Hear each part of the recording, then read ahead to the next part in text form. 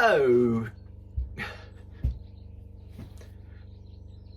Hello and good day to you all, YouTube land. And welcome back to the small workshop adventures. Here we are in my little workshop here. Just a workshop well-being thought, really. Just was thinking about not knowing and how that can play on our minds and not understanding. And that's perceived or can be a real negative. But I just want to think that, can we challenge ourselves, or can I challenge myself today to actually not knowing is an opportunity to learn something and to be open to new ideas. So when I come into the workshop and I'm going to do something, I think, I don't know how to do that, or I'm a little bit scared about doing that.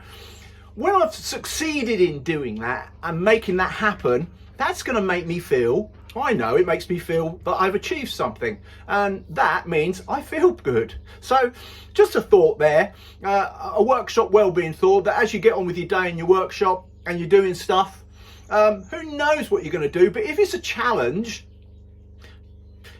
and you succeed, and I know that we do succeed because we're in our workshops, then that's a great opportunity for our well-being to feel good. So thanks everybody. That's just a workshop well-being thought, and I'll see you all soon.